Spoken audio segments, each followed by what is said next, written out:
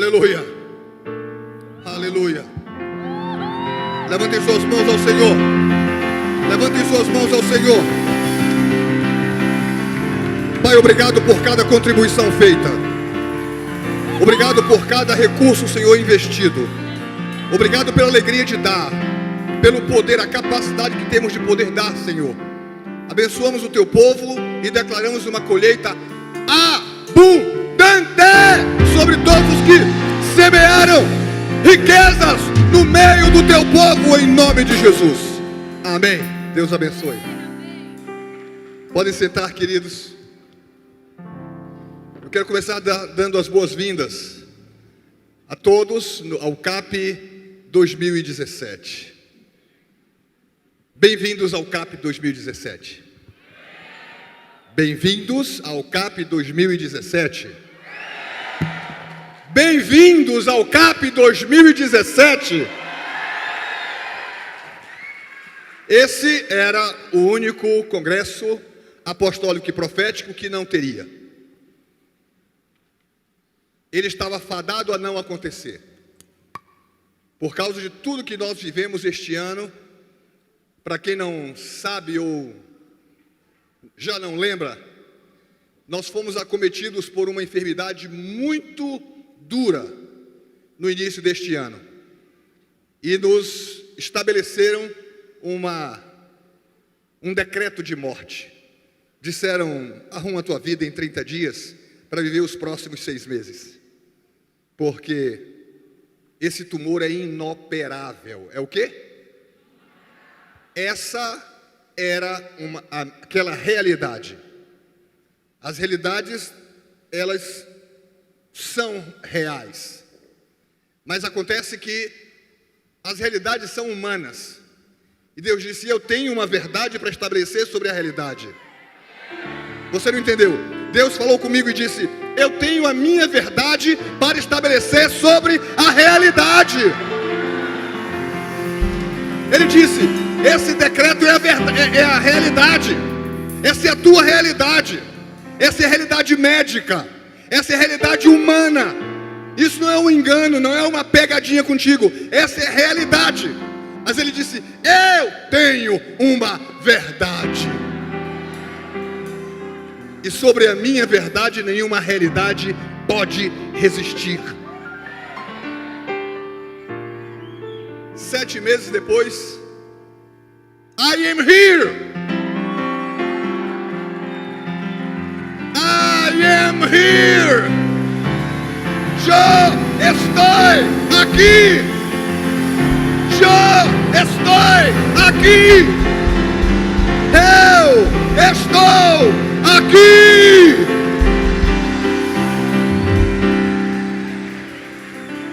E eu estou aqui como testemunha de que não há realidades que Deus não possa transformar baseado em suas verdades.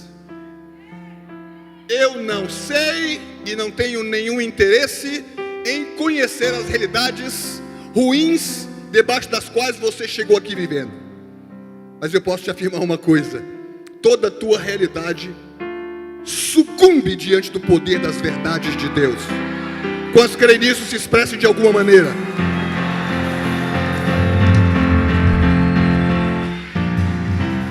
Eu quero, de uma forma especial, agradecer aos meus amigos da cidade que uniram seus corações ao meu.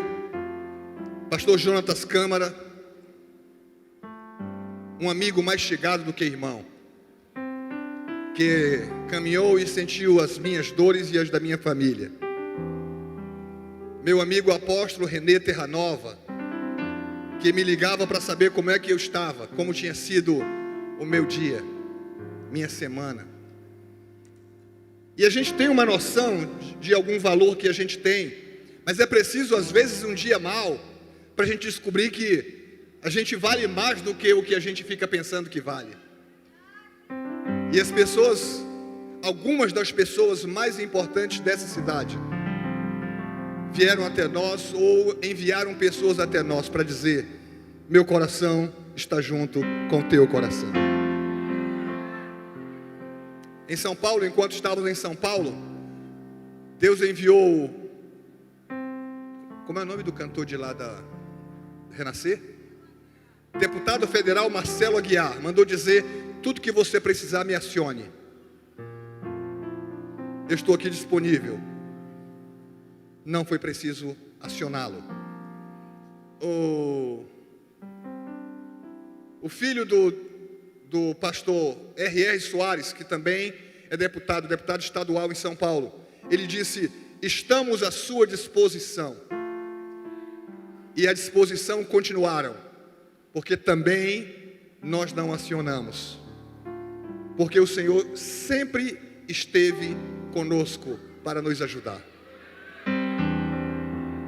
E quando nós saímos daqui antes de ontem a São Paulo, terça-feira, no final da manhã, indo a São Paulo para a avaliação de um exame muito importante, meu médico daqui tinha dito: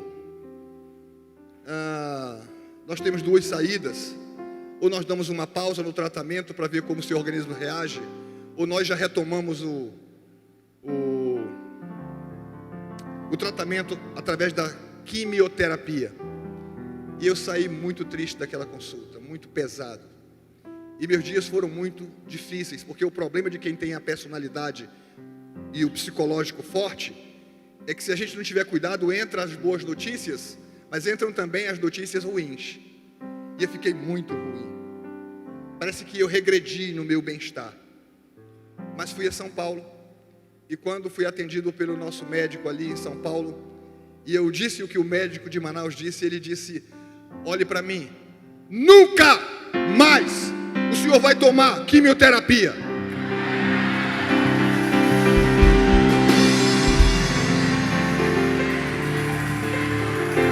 Doutor Elano Carioca, ele disse para mim: preste atenção no que eu vou lhe dizer. Deus tirou essa doença do seu corpo, agora o senhor tem que tirar essa doença da sua cabeça.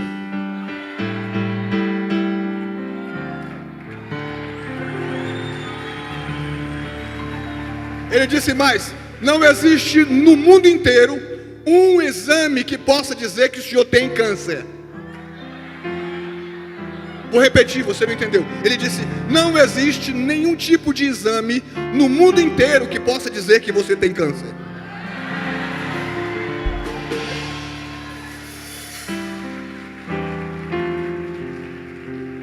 Num dos meus encontros com o apóstolo René, ele disse para mim: Juvenal, fica tranquilo, Deus está nessa história aí, presta atenção. Você removeu um pulmão, mas no lugar desse pulmão velho, Deus vai colocar um pulmão dele em você. Eu só quero te aconselhar uma coisa: daqui para frente, quando você for pregar, para de usar o teu pulmão, usa só o pulmão de Deus, o pulmão novo. E é por isso que eu estou usando só o novo.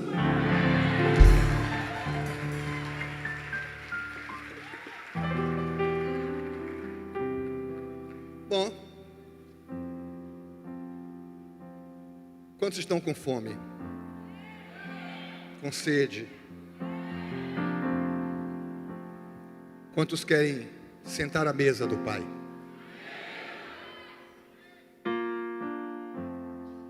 Eu quero nessa noite compartilhar o que está fervendo no meu coração, no meu espírito. Meu espírito está empoderado com a graça divina, empoderado de gratidão. Gratidão é um dos poderes mais extraordinários que pode permear a alma humana.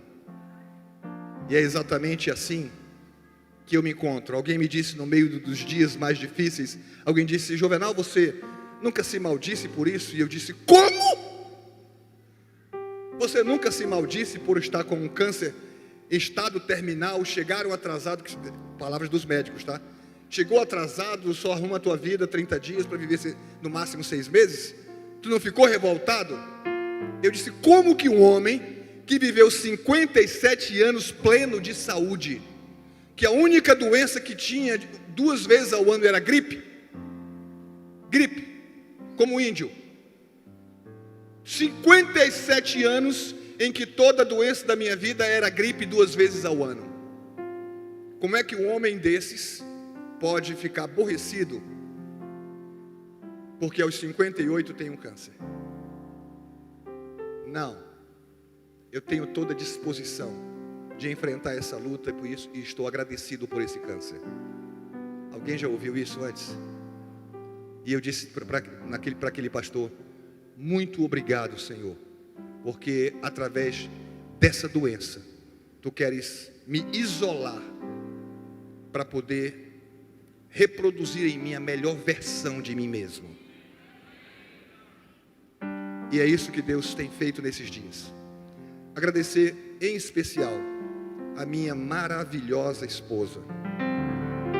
Um homem nunca sabe de verdade o poder e o tamanho da esposa que tem até que ele precise dela. Esposas não são como mulheres. Mulheres existem muitas no mundo, mas esposas são raras.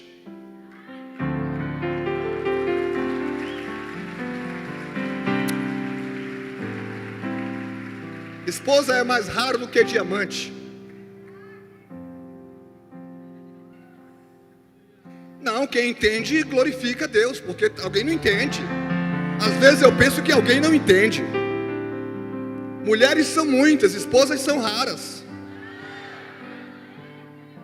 Agora, eu quero registrar minha gratidão à minha esposa preciosa, aos meus filhos, a minha equipe de pastores, tanto interna como a equipe externa, que não me soltaram um momento sequer. Aliás, quando a gente entrava nos consultórios médicos, e foram muitas as consultas, a gente entrava em 10, 15 pessoas, e os médicos reclamavam: que é isso?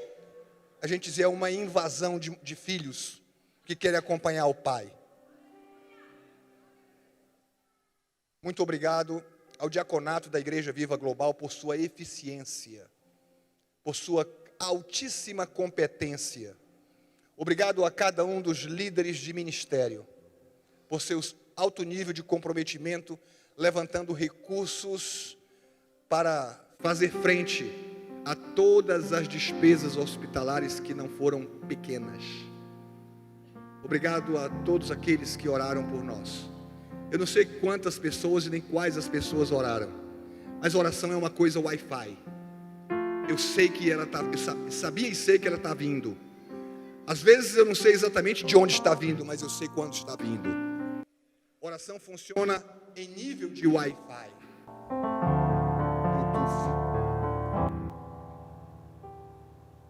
E quando você emite a sua oração, ela penetra nos lugares impenetráveis. Portanto, nunca canse de orar. Nunca pare de orar pelas coisas que Deus tem trazido ao seu conhecimento. Porque você pode ser sócio dos maiores empreendimentos na terra com a sua oração. Deus abençoe e obrigado a todos.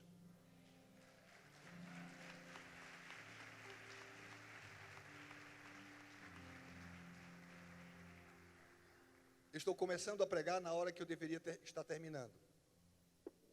Mas eu acredito que vocês vão querer ficar aqui por essa próxima hora. Eu quero que você abra sua Bíblia em Atos capítulo 1 e o verso 8, que você nem sabe decorado. Atos capítulo 1 e verso 8, que você não conhece nada desse texto decorado. Vamos, como um grande coral, recitar esse texto. Mas recebereis poder sobre vós o Espírito Santo, e sereis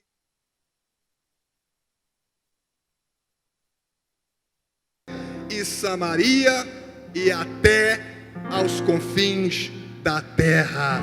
Amém. Aplauso ao rei.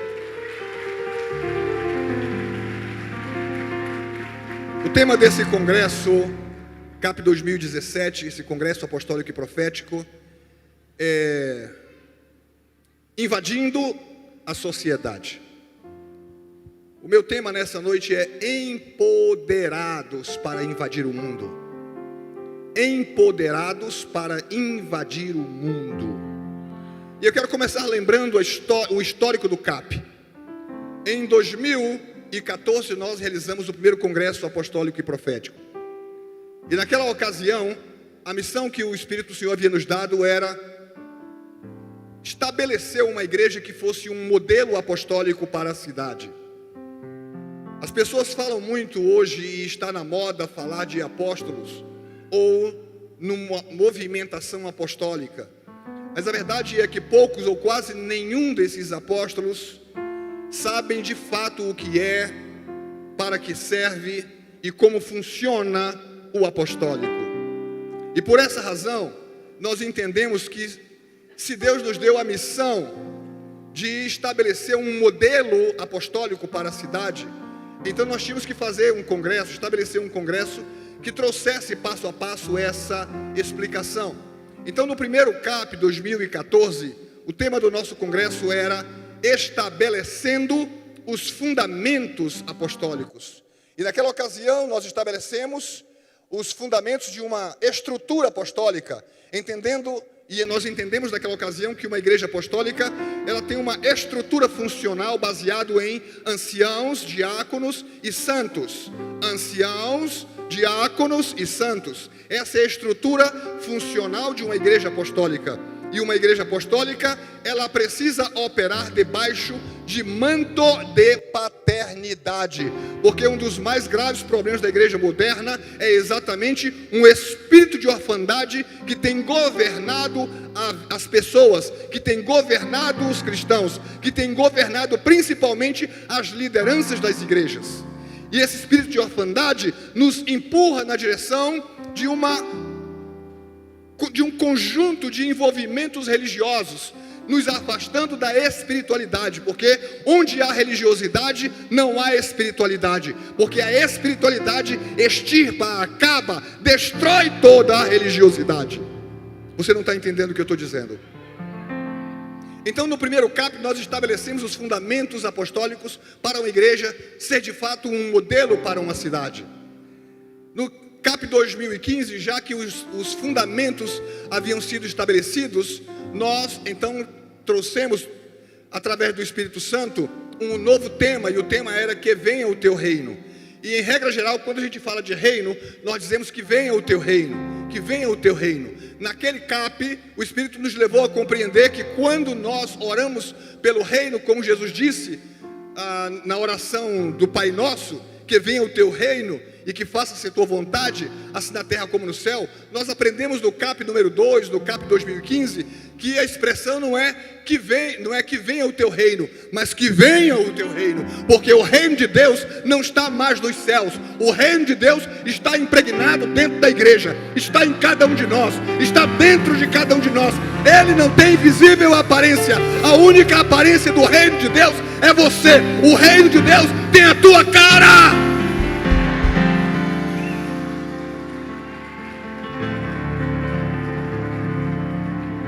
No terceiro CAP 2016, então nós entendemos que era hora de começar um processo progressivo de funcionalidade de uma igreja apostólica.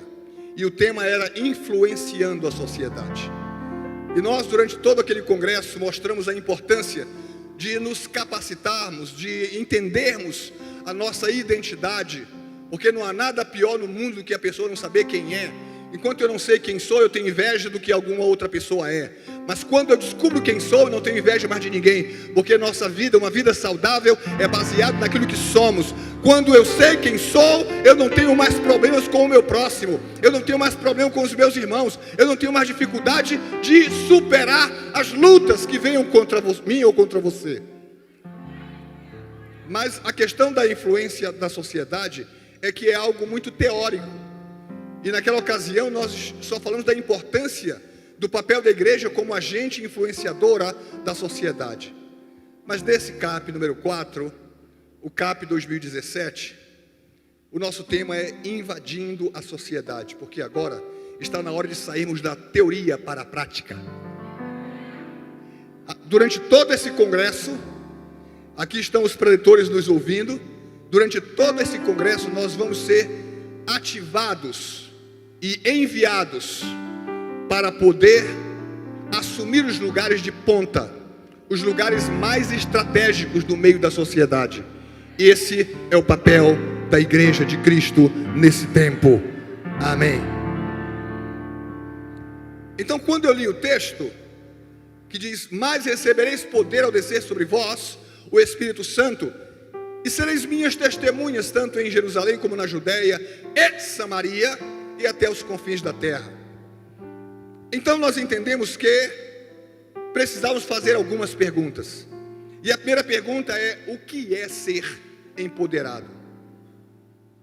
Porque eu estou dizendo que nós estamos empoderados para começar um processo de invasão do mundo, da sociedade onde nós vivemos. Mas o que é ser empoderado?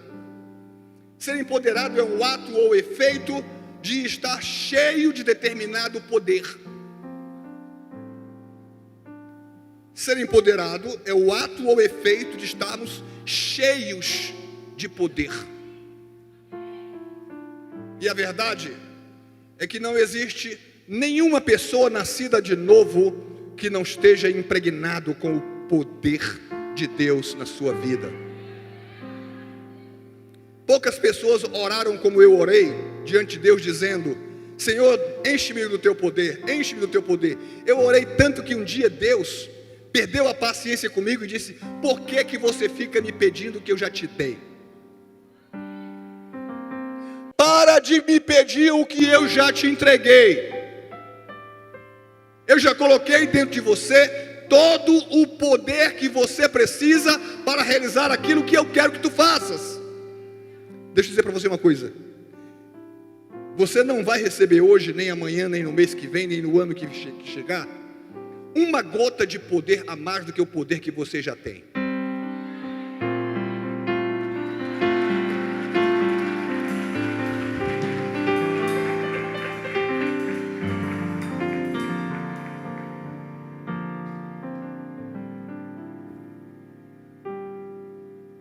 Ser empoderado é exatamente estar repleto com tudo aquilo que é divino. Nós precisamos receber esse poder, e o verbo inicial desse texto é exatamente: mas recebereis poder, em outra versão. Portanto, recebereis poder ao descer sobre vós o Espírito Santo. Nós precisamos receber poder exatamente porque todo o poder divino está disponível para a igreja. Quando eu começo a falar sobre a crise de identidade da igreja, eu falo exatamente porque nós nos comportamos de uma maneira que às vezes dá um nó na cabeça de Deus. Como é que Deus enche um povo com tanto poder e às vezes nós nos apresentamos e fazemos orações tão fracas, tão mesquinhas, tão frágeis? Nós fazemos orações com uma mentalidade de pobreza, uma mentalidade de fraqueza, uma mentalidade de incapacidade. Nós estamos sempre querendo que Deus nos dê o que Ele já nos deu. E é hora de nós entendermos que o que Deus espera é que nós olhemos para o que está ao nosso redor como quem se despede. Um dia Moisés, apertado com o povo de Israel, e aí foi reclamar para Deus: Deus, o pessoal está reclamando de mim, o que é que eu faço? Ele diz: Moisés, por que tu veio orar? Eu não quero a tua oração. Olha para mim, tem tempo que Deus não quer saber mais da tua oração. Deus quer que nós entremos em ação. É tempo de nós entrarmos em ação. Chega de oração demais e chega de ação de menos.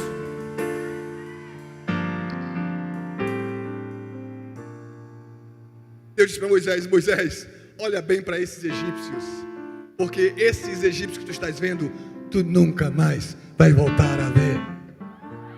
Olha para mim, olha para mim, olha para mim. Deixa eu dizer para você uma coisa: todas as fraquezas e dificuldades que você vem convivendo com elas, olha bem para elas hoje, porque a partir de hoje tu nunca mais vai conviver com essas fraquezas, com essas dificuldades, com essas incapacidades, com essa falta de poder.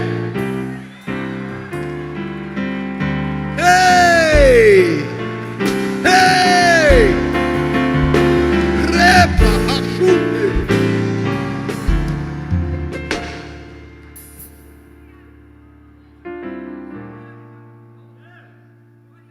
Só que a questão com o receber é que receber é uma ação voluntária. problema de crente, é por isso que eu costumo dizer que não gosto de crente. São as pessoas que eu mais detesto no mundo, são os crentes. Porque os crentes, eles são incapazes do autoconhecimento. Eles falam uma coisa e, como diz o Tite, fala demais e crê de menos, faz de menos, realiza de menos. Na verdade, o maior problema da igreja no meio da sociedade são os crentes. Quem já ouviu a frase? Eu não faço negócio com crente. Agora pergunta se alguém não quer fazer negócio comigo. Se alguém não quer fazer negócio com você, que procura viver corretamente, uma vida santa, uma vida pura, uma vida sem mácula, uma vida que pode ser apresentada a Deus todos os dias. Porque quando as pessoas se encontram com você, filho de Deus, filha de Deus, as pessoas não só querem negócio com você, elas querem estar de alguma forma perto de você. Mas crente é uma desgraça. Alguém disse que hoje existem mais cristãos fora da igreja do que os que estão dentro da igreja. E eu sempre que ouço essa frase eu digo, graças aos crentes.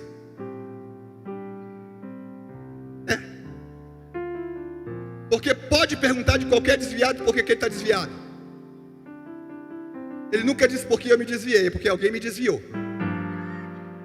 Essa pessoa não tem razão nenhuma. Eu não estou aqui dando razão para quem está errado, mas eu estou dizendo que, como povo de Deus, como família de Deus, nós oferecemos desculpas para que as pessoas utilizem a nossa falta de responsabilidade e de alinhamento com a mentalidade divina para poder justificar seus erros e as suas falhas. Mas quando você e eu, como igreja do Senhor, vivermos o Evangelho corretamente,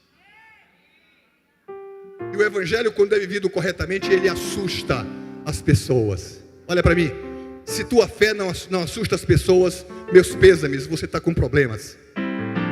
Se o teu discurso do Evangelho está sendo todo compreendido pelas pessoas ao seu redor, meus pêsames, porque esse não é o Evangelho do Reino de Deus. Jesus, quando pregava, as pessoas diziam, o que ele está dizendo mesmo, hein? Como é que é? Eu não entendi. Presta atenção. Tudo que é inteligível para o perdido, ele não tem sentido no mundo espiritual. Não tem aplicação no mundo espiritual. Sabe por quê? Você é uma pessoa que nasceu 2 vezes. Então não me diga que quem nasce 2 vezes é igual a quem só nasce uma vez.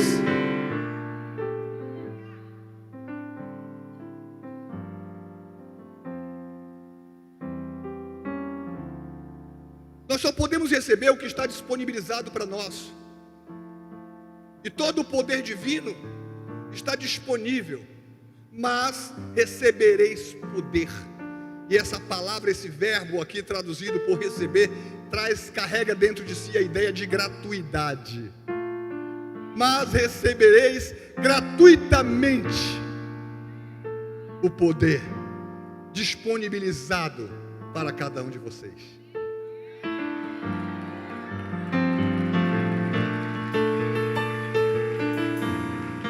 Sabe de uma coisa? O Espírito Santo tem capacidade para te dar. O Espírito Santo, ele de fato tem toda a capacidade para poder te dar.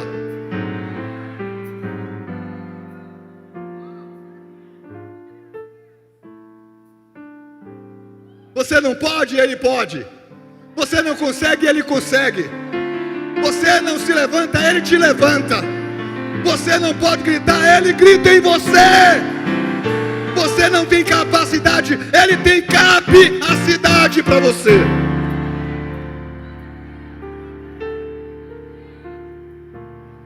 A segunda pergunta que me ocorreu é: por que ser empoderado? Por quê? Primeiro, porque nós estamos frágeis e o adversário forte. Se nós estivéssemos jogando futebol, seria Brasil e Alemanha 7-1. A igreja está perdendo feio nesse jogo. Eu sei que você está pensando. Nunca vi nenhum pastor dizer isso. Esse cara está desdenhando da igreja. Eu estou trazendo ao conhecimento de vocês o que o Espírito me trouxe ao conhecimento. Ou vocês acham que eu não sou a igreja, não sou parte da igreja? Ou vocês acham que não me ofende essa verdade? Essa verdade me atinge, tanto quanto atinge você. Mas a verdade é que se fosse um jogo, estávamos perdendo. Imagine vocês que as pessoas com todos os níveis de comprometimento na homossexualidade não representam sequer 2% da população mundial. Mas eles fazem mais barulho, muito mais barulho do que a igreja. Hã? Por quê? Porque a igreja está frágil. A gente fala muito em poder, mas tem pouco poder. A gente grita muito sobre poder e me assusta quando eu passo nas ruas da cidade e eu vejo igreja, poder do Senhor para o avivamento geral de todas as nações. E você vai e abre o armário e não tem nada.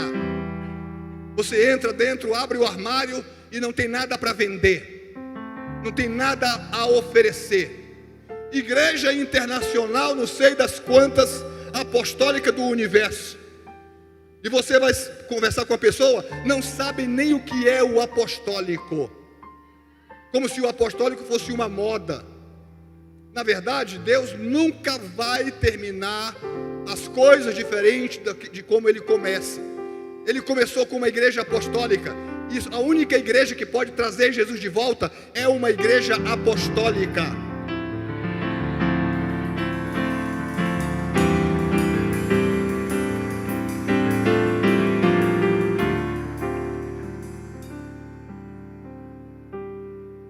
Nós precisamos ser empoderados porque estamos muito frágeis. E uma das piores manifestações da fragilidade da igreja é a cultura do estar pedindo oração uns dos outros. Eu não estou dizendo que não devemos orar uns pelos outros. Estou dizendo isso. Mas estou dizendo que nós não podemos ser dependentes da oração de ninguém. Uma pessoa me ligou no alto das nossas lutas de pagar o hospital, de pagar a equipe médica, cirúrgica. E alguém disse: meu apóstolo, eu estou ligando para você para dizer que nós estamos orando incessantemente por sua vida. Eu disse: eu também estou orando. E eu tenho uma igreja enorme orando. E tenho amigos no Brasil inteiro e em diversos lugares do mundo que estão orando. Eu quero saber o que você pode fazer para me ajudar nesse momento. Há alguma coisa que você possa fazer? Eu não acredito num amor que não dá. Eu não posso crer num amor que não doa, que não oferece. Porque Deus amou o mundo de tal maneira que deu. Quem ama dá, quem ama oferece. Quem ama se sacrifica em favor de alguém. Mas a igreja está tão frágil que quer viver de papo, que quer viver de conversa fiada. Deus não está interessado numa geração que conversa muito e que faz pouco ou nada. É tempo de levantar, é tempo de assumir posições, é tempo de acreditar que nós podemos, nós somos capazes, nós podemos transformar o mundo.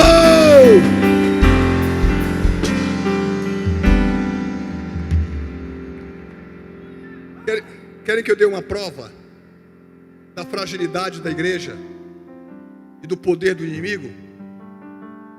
Quase toda a riqueza do mundo está nas mãos dos ímpios. A palavra kavod, que mais comumente é traduzido por glória, tem uma tradução, ela carrega em si um sentido interessante, que é riqueza. Não há glória de Deus sem riqueza. Olha para mim. Enquanto a igreja estiver empobrecida, não há glória de Deus no meio da igreja. Preste atenção, eu não estou falando de uma igreja que há um jogo de gato e rato, em que o povo é mesquinho e segura a riqueza, a pouca riqueza que tem, e os líderes, porque precisam realizar, precisam fazer alguma coisa, então eles começam a criar mecanismos de manipulação do povo. Então é mais ou menos assim: tu finge que tu me engana e eu finge que eu acredito em ti.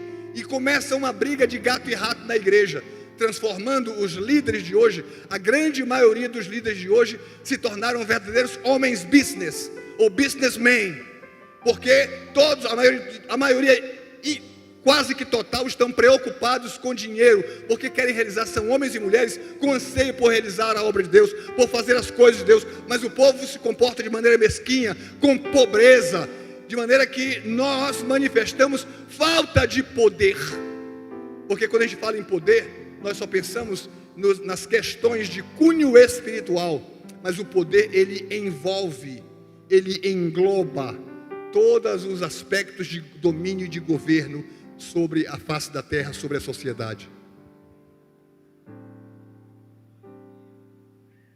Sabem de uma coisa? Olhem para mim. Parte da nossa missão como igreja é tomar a riqueza das mãos dos ímpios.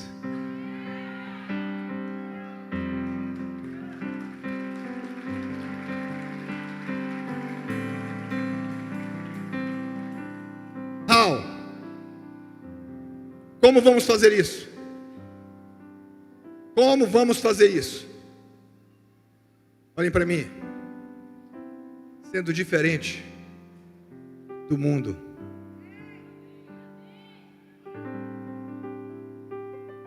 O dia que começar a surgir empresários que operem seu negócio à base de integridade, médicos, advogados, profissionais liberais, que operem sua profissão à base de integridade e de justiça, nós vamos ver um mercado todo convergindo para essas pessoas, porque integridade, retidão e justiça pessoal são frutos raros no mundo, na sociedade em que nós vivemos. Quase ninguém, ainda que precise, quer contratar um advogado, porque a gente morre de medo do que eles farão conosco.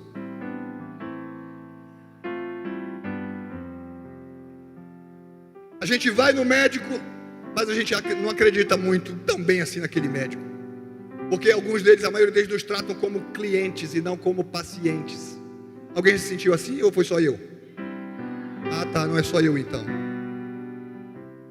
Você estabelece uma linha de negociação com alguém e você tem a nítida sensação de que você está sendo lesado. Quem é que já mandou alguém limpar seu ar-condicionado, que alguém não disse que estava faltando gás? Às vezes sim, mas muitas vezes não. Porque as pessoas acham que elas precisam mentir ou enganar para poder ter acesso à riqueza. Mas esse é o nível de operação do mundo. O nível de operação da igreja é novo, é uma cultura nova, na verdade é uma contracultura da cultura do mundo. E nós só não estamos atraindo o mundo para dentro da igreja, porque eles olham para a gente e dizem assim: se for assim eu sou também. Desse jeito eu também consigo ser. Mas eu sonho com o dia em que as pessoas vão olhar para você e para mim e vão dizer assim: meu Deus, será que eu consigo ser igual a você?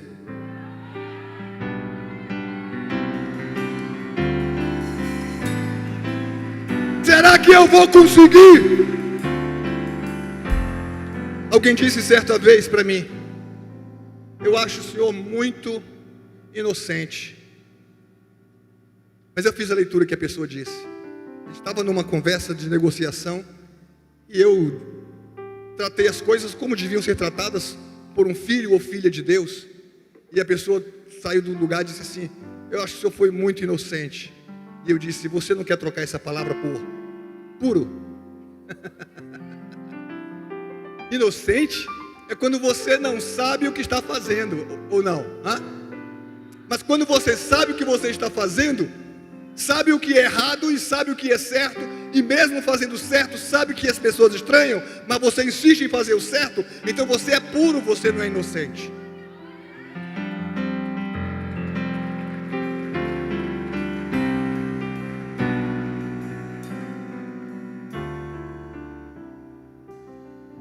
A última pergunta que eu fiz para mim sobre ser empoderado é: para que ser empoderado?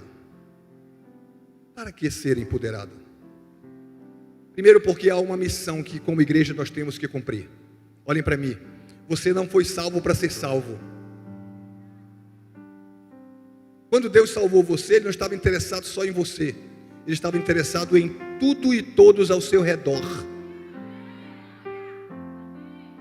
Você não entendeu, mas eu vou repetir para você.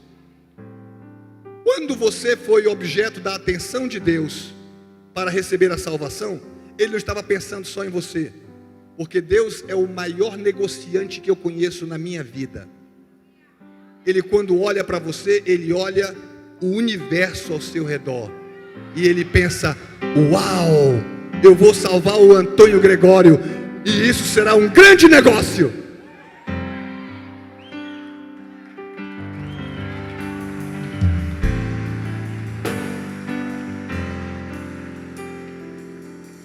Há uma missão para cumprir como igreja. Nós não podemos nos furtar de cumprir tal missão. Existem, irmãos, territórios que são de Deus, mas que estão sob o poder do inimigo e que precisam ser tomados. Existem áreas no mundo, na sociedade, que elas são de Deus, mas que foram roubadas, elas foram saqueadas. E Deus quer uma família de pessoas corajosas, de pessoas poderosas, que aceitem a missão, que enfrentem a guerra e vão na direção do inimigo que está ocupando um território que não é deles, e enfrentar esse inimigo e tomar de volta o que é de Deus e dizer: toma, Senhor, é teu outra vez. Porque tudo que é do Senhor é seu, e tudo que é seu. Não. Tudo que é do Senhor e tudo que é teu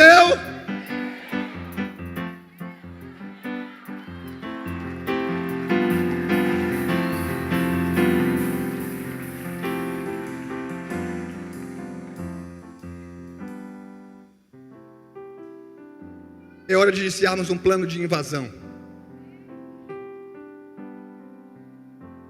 Outra razão pela qual eu não gosto de crente: eles não gostam de briga.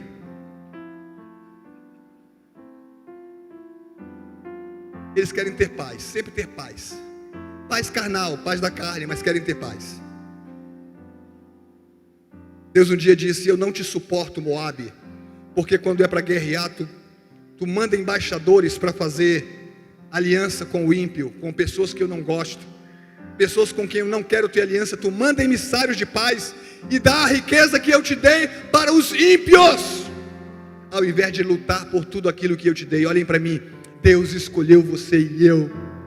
Deus escolheu a cada um de nós e disse: você é meu filho, você agora é minha filha, você pertence ao meu reino e faz parte da minha família, e eu quero que como filho você não deixe o adversário levar os territórios que são meus e que eu quero dar para você.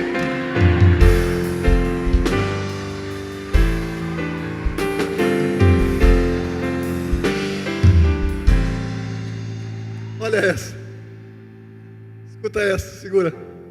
Presta atenção.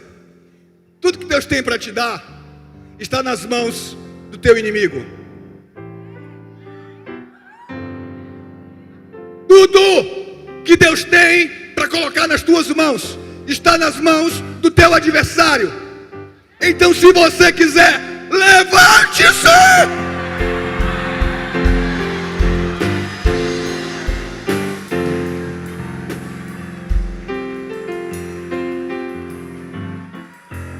Segura mais essa. Você nunca terá nada pelo que você não lutar.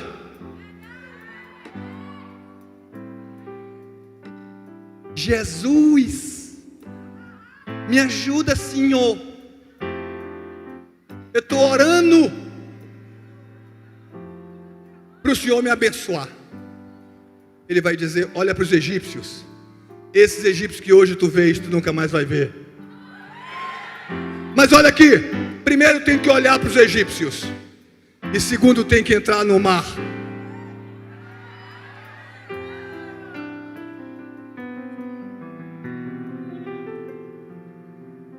Quero terminar.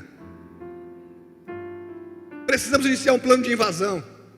É hora de Deus começar a levantar dentro da igreja pessoas que sejam capazes e creiam que suas vidas têm como propósito a extensão do reino de Deus no seu lugar de trabalho. Você vem na igreja 2, 3 vezes por semana, e apenas num dia de trabalho você passa mais tempo no seu trabalho num dia do que a semana inteira na igreja. Então não me diga que o seu lugar predileto é a igreja. O seu lugar de operação é no seu trabalho, é no meio da sua família. Que Deus levante a partir de hoje profissionais liberais, homens e mulheres que no exercício da sua profissão possam fazer tudo tão corretamente que espante as pessoas. Que você, quando for limpar o ar-condicionado de alguém, não minta dizendo que falta ou que não falta. Quando você for consertar o carro de alguém ou construir a casa de alguém, não minta, não roube, não engane. Porque vai chegar o dia em que as fábricas, em que as empresas, em que a sociedade vai dizer: eu só quero trabalhar com aquele povo, eu só quero trabalhar com aquelas pessoas que vivem falando de Deus e vivendo a vida de Deus o tempo inteiro.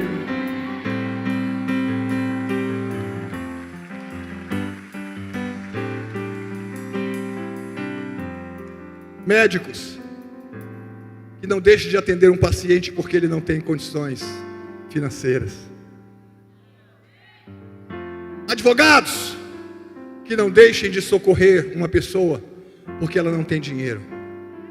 Eu sei que os profissionais precisam viver do seu trabalho, mas é hora da gente focar no nosso propósito dado por Deus. Você não nasceu para ser médico, advogado, professor. Você não nasceu para ser empresário. Você nasceu para manifestar a glória de Deus onde você estiver, aonde você for plantado. Somente quando nós invadimos a sociedade com uma contracultura, o mundo vai sentir o impacto da vida de Deus na igreja. Temos que iniciar um plano de invasão baseado em nossas esferas profissionais. Você precisa ser o melhor profissional. Eu não sei se você já foi num posto de gasolina e teve a sensação de que alguém não zerou a bomba antes de colocar a sua gasolina. Eu não sei se você já foi num restaurante e teve a sensação de que alguém fez alguma sujeira com o seu prato de comida. Sabem? Nós vivemos num mundo de desconfiança. Até porque é difícil confiar nas pessoas que vivem debaixo dessa cultura velha, da cultura antiga. É hora de nós virarmos a mesa e mudarmos o jogo e nunca mais apanharmos de 7-1. É tempo de nós nos levantarmos e ganharmos de goleada contra o nosso adversário. Ele não tem poder para te resistir. Por isso a Bíblia diz: resisti ao diabo e ele fugirá de vós.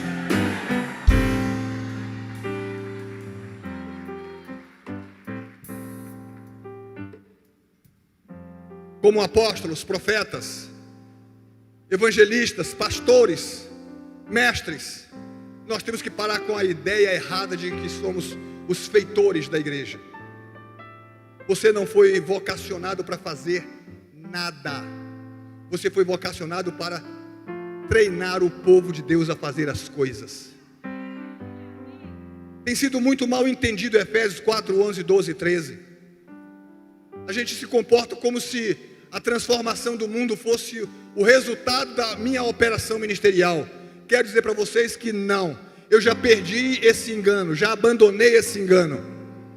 O meu papel no processo de transformação social é treinar o povo do Senhor, é ensinar a igreja como se comportar, como viver e operar profissionalmente no seu dia a dia, no meio da sociedade onde está plantada, de uma maneira reta, de uma maneira justa, de uma maneira íntegra, de maneira que assuste as pessoas. Joséfo, um dos pais da igreja,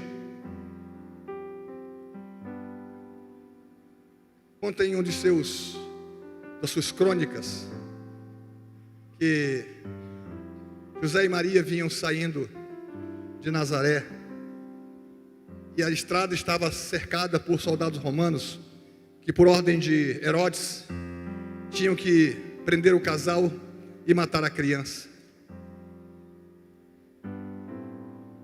Maria disse: nós não podemos ir por aqui porque está cheio de soldados. E José disse, a Bíblia diz que José era um homem íntegro, lembram? Era um homem justo, lembram? Um homem reto, lembram? É a Bíblia que diz. E eu quero que a Bíblia diga isso sobre você e sobre mim também. Essa é uma geração reta, íntegra e justa diante do Senhor, em nome de Jesus.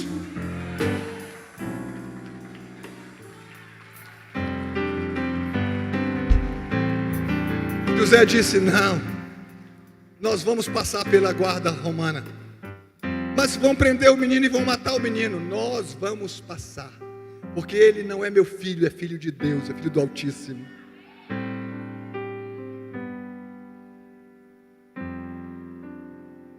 Eles iam se aproximando e ali estava a Blitz Romana.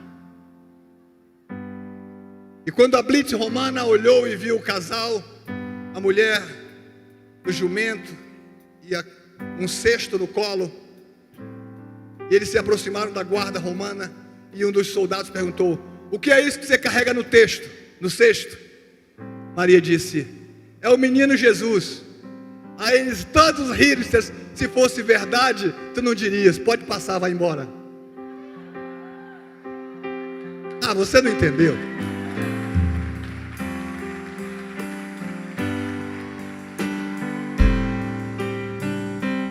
Sabe o que a nossa carne diz? Que você não pode mentir. Mas se for uma mentirinha para salvar alguma situação, está liberado. Alguém já ouviu essa história mais ou menos assim? Você não pode beber para se embriagar, mas pode beber socialmente.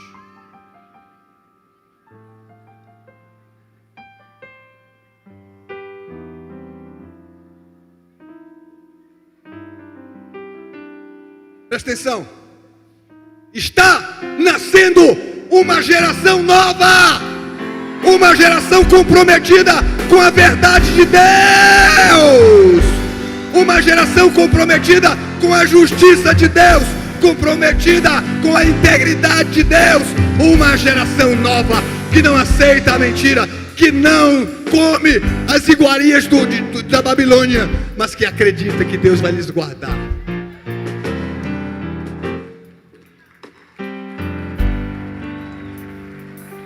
Agora eu vou terminar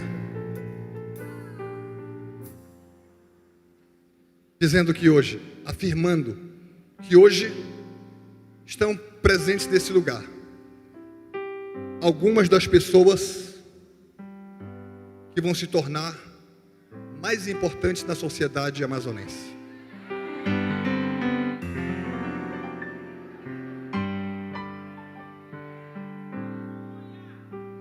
Só que eu vou começar a entristecer você. Não será a sua oração que vai levar você a isso. Eu não estou dizendo que você não tem que ter vida de oração. Tem que ter. Até porque sem oração não vamos muito longe. Mas não basta, não é suficiente. Para você subir aos lugares estratégicos, você precisa assumir responsabilidades. Você precisa assumir responsabilidades em ser a melhor pessoa que você consegue ser, no contexto de suas realizações profissionais. Os melhores professores estão nascendo, os melhores cientistas, os melhores empresários dessa cidade estão nascendo, os melhores políticos dessa cidade, desse estado estão nascendo hoje aqui. As pessoas mais extraordinárias para a realização das tarefas mais tremendas. Olha aqui para mim, os melhores mecânicos da cidade estão nascendo hoje. Nunca mais você vai dizer que é para trocar o que não é para trocar. E você nunca ganhou tanto dinheiro quanto você vai ganhar.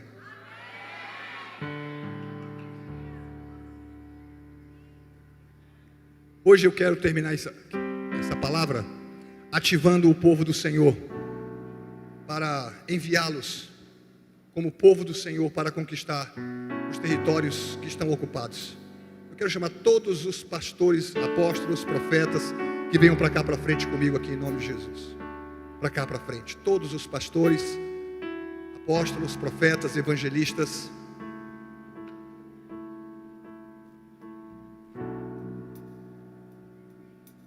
Subam aqui e fiquem de frente para o povo.